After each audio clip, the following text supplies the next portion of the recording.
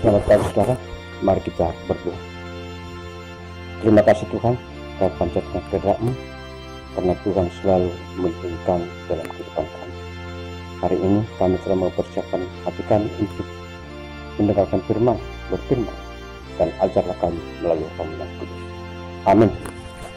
Saudara yang kekasih, firman Tuhan bagi kita pada hari ini tertulis dalam kitab Yeremia 18 ayat 11, demikian bunyinya. Sebab itu katakanlah kepada orang Yehuda dan kepada penduduk Yerusalem, beginilah firman Tuhan, sesungguhnya aku ini sedang menyiapkan malapetaka terhadap kamu dan merancangkan rencana terhadap kamu. Baiklah kamu masing-masing bertobat dari tingkah langkahmu yang jahat, dan perbaikilah tingkah langkahmu dan perbuatan. Demikian firman Tuhan. Saudara yang kekasih, bangsa Israel sering jatuh bangun dalam kehidupannya sebagai umat Tuhan. Mereka seringkali tidak mau belajar dari masa lalu yang telah mereka alami. Karena saudara, itulah yang menyebabkan akhirnya bangsa Israel itu terpuruk di dalam pembuangan. Bangsa itu tidak menyadari bahwa mereka kuat bukan karena mereka itu bangsa yang besar, tapi mereka kuat justru karena Tuhan yang menopang, melindungi, dan menyertai mereka. Bangsa Israel sering dibentuk oleh Tuhan sebagai bejana yang indah ketika mereka mau bertobat dan kembali ke jalan Tuhan. Tapi demikianlah kehidupan umat Tuhan tersebut. Ketika mereka sudah merasakan senang, justru di sana kembali mereka memberontak terhadap Tuhan di dalam kehidupannya. Dalam nas ini Tuhan Allah memanggil Israel untuk bertobat.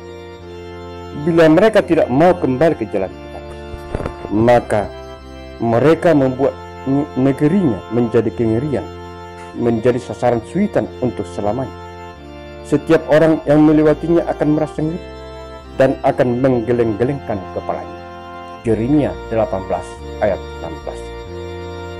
Saudara-saudara, bangsa Israel menolak seruan Tuhan yang disampaikan melalui Nabi Yeremia dalam nas ini.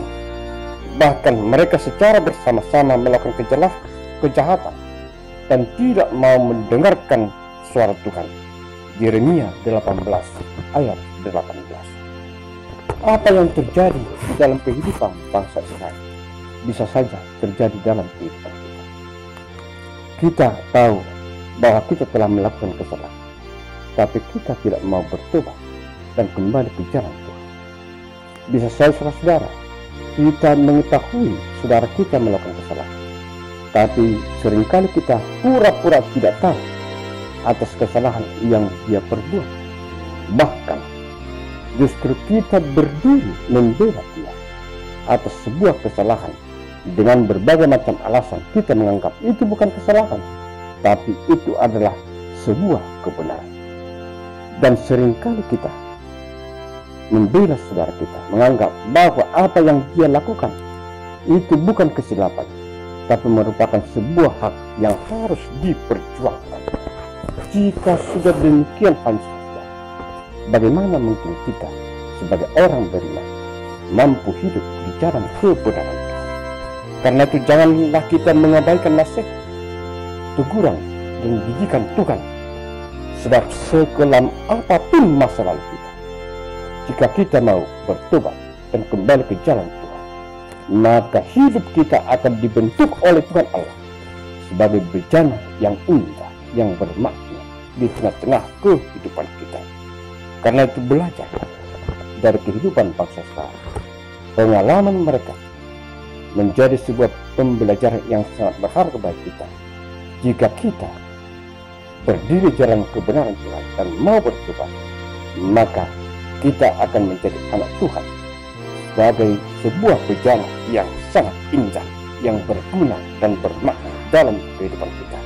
Karena itu saudara yang kekasih, sebagai murid Tuhan, sebagai pengikut Kristus, berkembanglah di dalam iman. Sebab kita berkembang bukan karena kita selalu mengikuti arus, tetapi kita akan berkembang, bertumbuh di dalam iman jika kita berani memperbaiki diri dari segala perilaku yang tidak benar. Dan itulah yang dikehendaki Tuhan dari kita sebagai anak-anaknya. Terpujilah nama Tuhan, karena Tuhan selalu memanggil kita, menyapa kita untuk bertobat dan kembali ke jalan. Amin. Kita terpuji nama Tuhan, karena Tuhan telah menyapa kami dengan firman hari ini.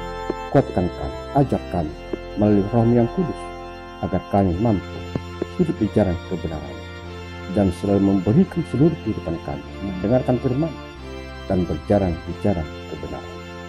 Terpuji nama Tuhan hari ini sampai selama-lamanya. Amin.